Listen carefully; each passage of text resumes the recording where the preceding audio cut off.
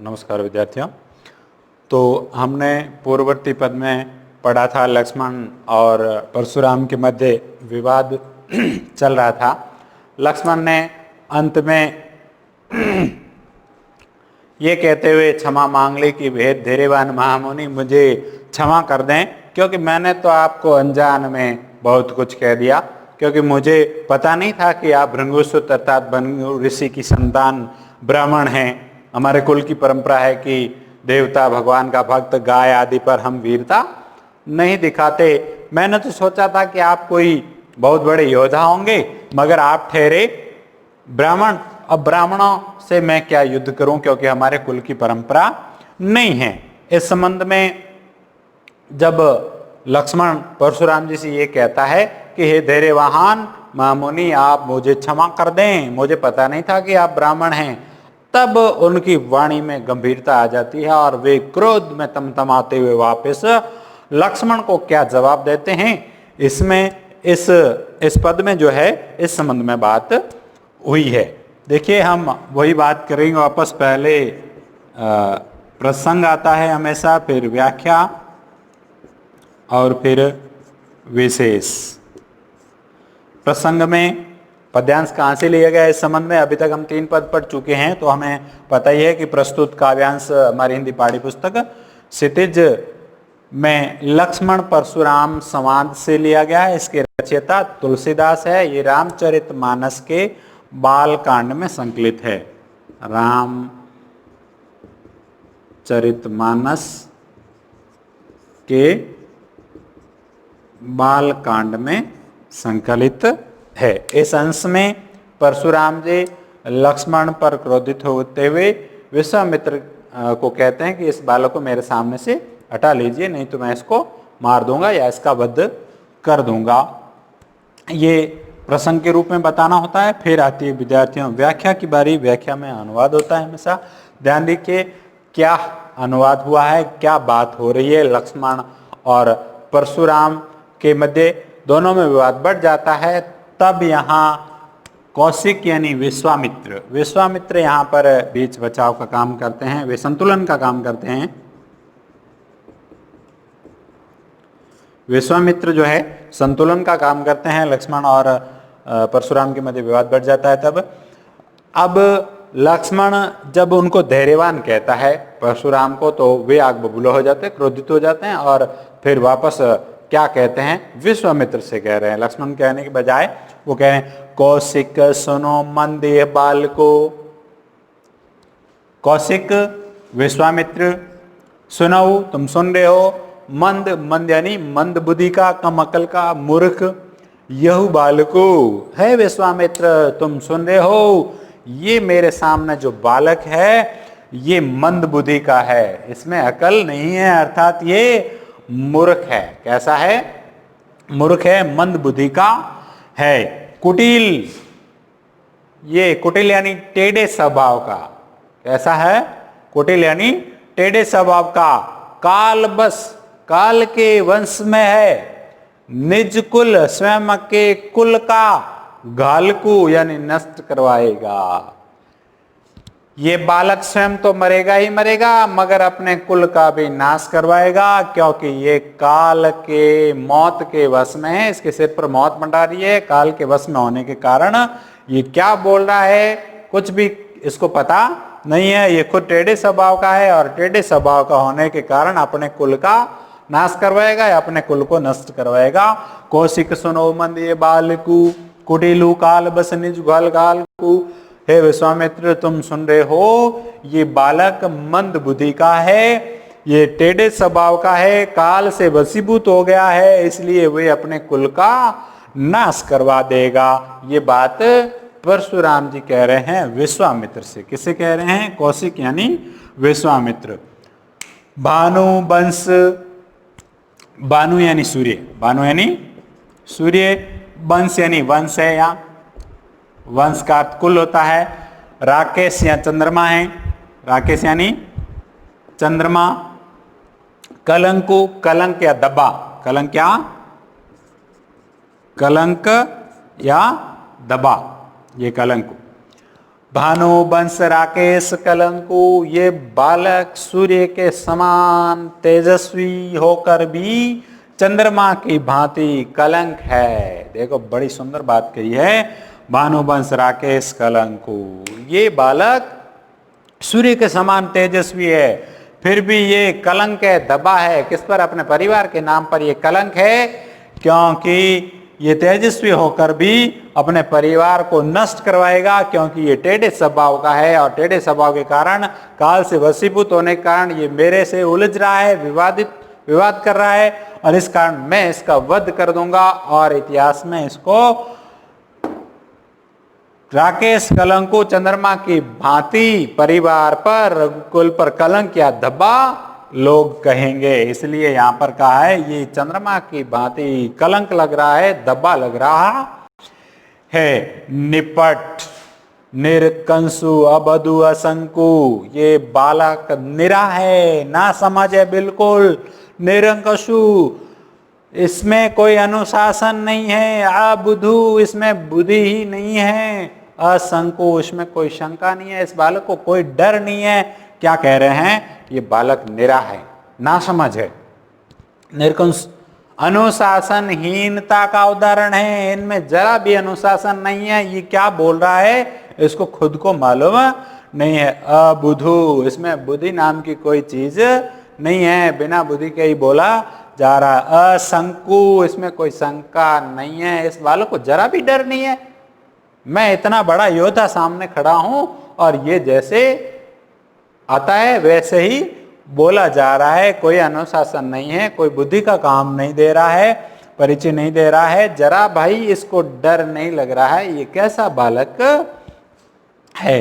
काल कलु होय छन माही, वे कह रहे हैं कि ये बालक काल का ग्रास बनेगा, काल यानी मौत या समय का, मौत का, कलवु होई हो जाएगा, काल कलवु होई हो जाएगा, क्षण, क्षण यानी पल है यहाँ पर, पल भर में, मह यानी मैं, ये बालक पल भर में काल का ग्रास बनेगा, अर्थात मेरे हाथों पल भर में मारा जाएगा। कहू पुकारी खोरी मोही नाई, कहू मैं कह रहा हूं, पुकारी यानी पुकार कर, खोरी यानी दोष, मोही यानी मुझे, नाई यानी मत देना। मैं पुकार पुकार के कह रहा हूं कि ये बालक वध योग्य है, मैं इसको मार दूंगा, क्षण भर में ही काल का ग्रास बनेगा, फिर आप मुझे बिल्कुल दोष मत देना। कहे यानी कहता हूं, पुकारी नहीं, पुकार कर, खोरी यानी दोष, खोरी यानी दोष, खोरी यानी दोष, मोह यानी मुझे, मोह यानी मुझे, नहीं यानी ना, फिर आप लोग मुझे दोष बिल्कुल मत देना, क्योंकि मेरे हाथों ये बालक मारा जाएगा। काल कल वो ही क्षणमय, काल का ग्रास बनना मुहावरा भी है यहाँ। तुम हट गऊ जो चहु बारा, वे विश्वामित्र से कह रहे हैं कि तुम यानी आप, हट गऊ यानी हटा लो, जऊ यानी यदि, जऊ यानी हट गऊ हटा लो, जऊ यानी यदि, चाहूं यानी चाहते हो,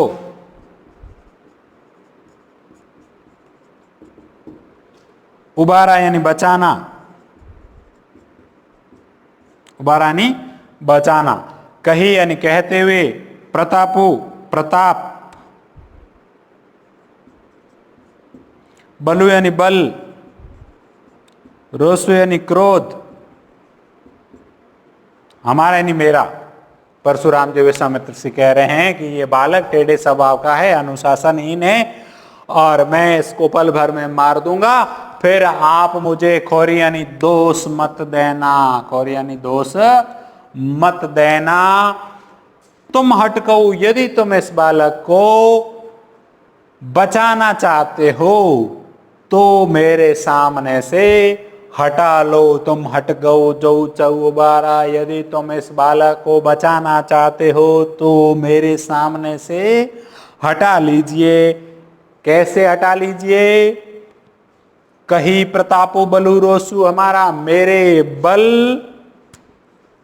प्रताप, बल और क्रोध से डरा कर इस बालक को मेरे सामने से हटा लीजिए। इसको बताइए, इसको डराइए कि मैं कैसा बलवान हूं, कितना प्रतापी हूं, कितना क्रोधी स्वभाव का हूं। ये सब बताकर इस बालक को डरा कर मेरे सामने से हटा लीजिए। यदि तुम इस बालक को बचाना चाहते हो तो मेरे सामने से हटा लो, नहीं तो मैं इस बालक को मार दूंगा। ऐसा जब परशुराम जी कहते हैं रौद्र रूप में, किसमें कहते हैं? रौद्र रूप में जब ये कहते हैं तो यहाँ हास्य का पुट वापस आता है। यहाँ से का पुट आ जाता है। लक्ष्मण को हंसी आ जाती है कि इतनी धमकियां दे रहे हो। लखन कहे मुनि सुजसु तुम्हारा, तुम्ही अछत को बरने पारा। लक्ष्मण यहाँ हंसते हुए कहता है, लखन कहे मुनि सुजसु तुम्हारा। लक्ष्मण कहता है, हे मुनिवर, आप कितने यशस्वी हैं इसके बारे में कौन नहीं जानता। लखन कहे, लखन यानी लक्ष्मण, कहे यानी कहता है, मुनि यानी परशुराम जी के लिए, सुजसु यानी यशस्वी, सुजस यशस्वी, तुम्हारा कितना यश है, सुयश है, इसके बारे में कौन नहीं जानता। तुम्ही अछत को भरने पारा, और तुम्हारे रहते हुए और अच्छी तरह बता भी कौन सकता है। तुम्ही यानी तुम्हारे अछत रहते हुए को कौन भरने पारा, वर्णन कर पाएगा तुम्हारे रहते हुए कि तुम कितने बलवान हो, कितने यशस्वी हो, कितने क्रोधी हो, कितने प्रतापी हो, कितने बलवान हो, इसके बारे में कौन नहीं जानता। और तुम्हारे रहते हुए इसका वर्णन और कर भी कौन सकता है। ये लक्ष्मण ने बात कही है कि आपके रहते हुए आपका बखान, आपका प्रशंसा और कोई नहीं कर सकता। तुम कितने यश वाले हो, कितने सुजस वाले हो, इसके बारे में और कौन बता सकता है। आप ही बताने की कृपा करें। आपने मुंह तुम अपनी करनी, अपने मुंह से तुम अपनी प्रशंसा किए जा रहे हो। अपने मुंह से तुम यानी तुम आपने स्वयं की करनी कह रहे हो। बार अनेक बार भांति बहु यानी बहुत बार वर्णन किया आपके रहते हुए, और कोई अच्छा वर्णन आपका कर भी नहीं सकता। आपने अनेक बार अपने शौर्य, सुयश, क्रोध और प्रताप के बारे में वर्णन किया है, और तुम्हारे रहते हुए और अच्छा वर्णन कर भी कोई नहीं सकता।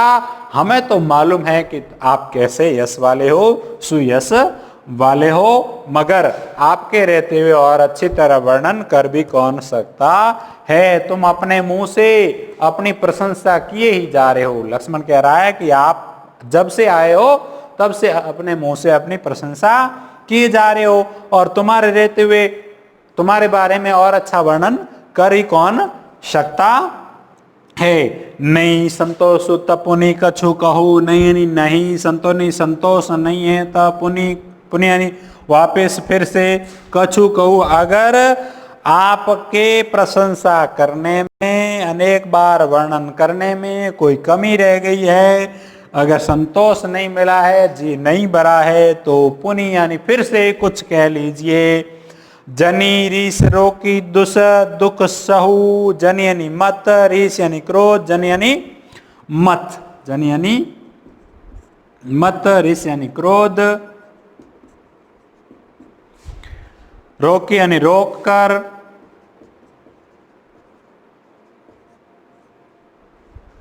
दुस यानी असहनीय, दुख सह यानी क्यों सह रहे हो। आप अपने हृदय में इस प्रकार का दुख नहीं सहें कि मेरे कुछ कहना रह गया। अगर आपको संतोष नहीं हुआ है, जी नहीं भरा है, तो ये लक्ष्मण तुम्हें और मौका दे रहा है कि जो कुछ कमी रह गई अपने वर्णन में, तो फिर से कुछ कह लीजिए। ये लक्ष्मण उनको व्यंग्य के रूप में वापस कह रहा है। और फिर अगली पंक्ति में क्या कह रहा है? वीर व्रती, वीर व्रत धारण करने वाला, वीर यानी वीर यानी वीर व्रती यानी वीरता का पालन करने वाला, वीर व्रती। तुम धीर धैर्यवान अशोभा वीरता का, धर्म का या वीरता का पालन करने वाले व्यक्ति को इस प्रकार की बातें शोभा नहीं देती है। गारी देतना पाहुन शोभा।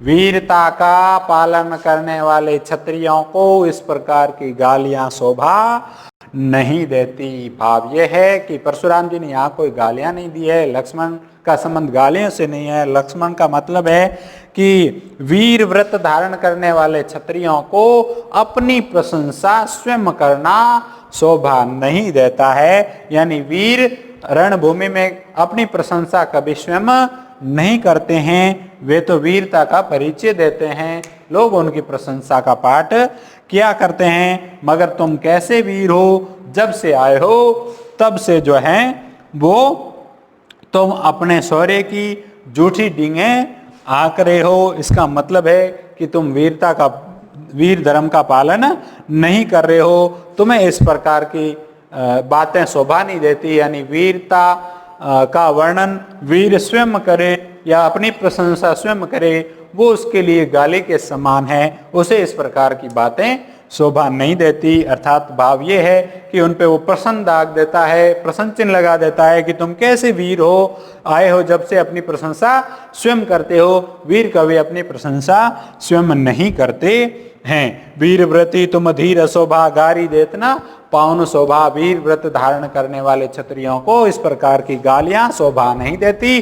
अर्थात अपना वर्णन स्वयं करना शोभा नहीं देता है। आगे वो दोहे के माध्यम से क्या जता रहा है। शूर समर करनी करही करीन जनावी आपू विद्यमान रन पाई रिपु कायर कथई प्रतापो। सूर या वीर के लिए आया है। वैसे यहाँ सूर ये सूर होता है, इसका मतलब वीर होता है। यहाँ सूर इसका अर्थंधा होता है, मगर ये अवधिम होने के कारण यहाँ सब प्रयुक्त हुआ है। ये इस सूर का अर्थ यहाँ वीर के लिए प्रयुक्त होगा। समर युद्ध भूमि, समर युद्ध भूमि।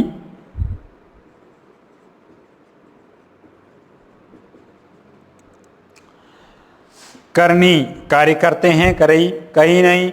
जनावी जताते हैं, आपू यानी स्वयं, आपू यानी स्वयं, जनावे जताते हैं। यहाँ सूर और वीर के वीर और कायर यानी सूर और कायर,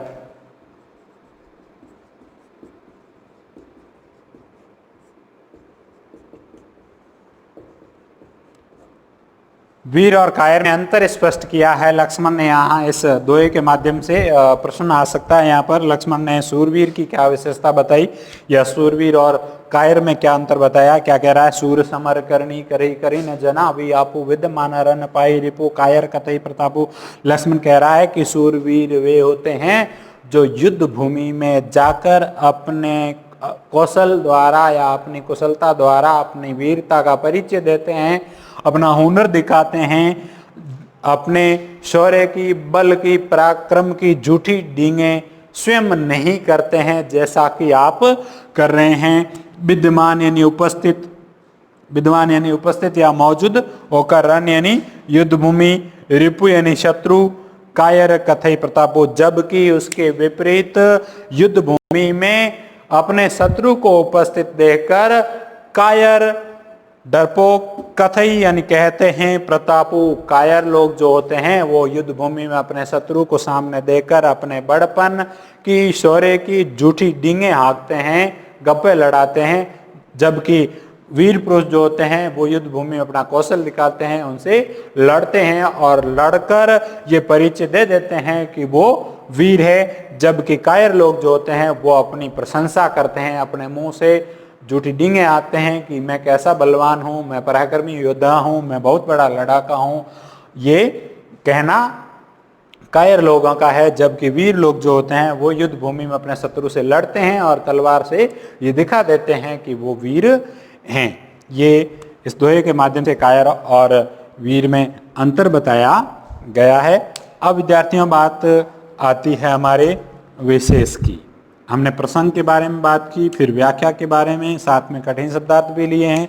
सूर्य यानी वीर, समर यानी युद्ध भूमि, करनी करई यानी अपना कौशल या कार्य करते हैं, कहीं ने जना भी जताते हैं, आपो अपनी प्रशंसा के बारे में स्वयं नहीं कहते हैं। विद्यमान यानी उपस्थित होकर, रन यानी युद्ध भूमि में, रिपु यानी शत्रु, कायर यानी कायर लोग जो होते हैं, कथय यानी कहते हैं, प्रताप अपना प्रताप, बल सब के बारे, यश के बारे में झूठी प्रशंसा स्वयं करते हैं। बात आती है विशेष की। विशेष के अंदर हमें बिंदुओं के रूप में लेना होता है। पहला बिंदु, प्रस्तुत काव्यांश की रचना जो है वो अवधी भाषा में हुई है।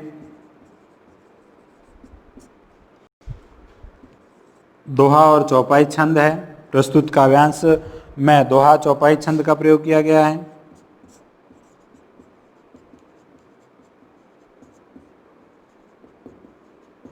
दोहा चौपाई छंद का प्रयोग किया गया है। रूपक व अनुप्रास अलंकार का यहाँ प्रयोग हुआ है। साथ में एक बिंदु ये भी बता सकते हो कि यहाँ कायर और वीर के मध्य अंतर बताया गया है, और आश्य रौद्र जो रस है उसका भी प्रयोग यहाँ पर हुआ है। वैसे 2-3 बिंदु बताने होते हैं विद्यार्थियों। यहाँ पर लक्ष्मण और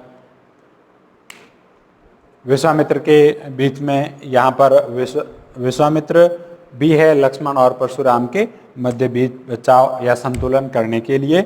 अब लक्ष्मण ने ये जताते हुए कि आप तो कायर हो,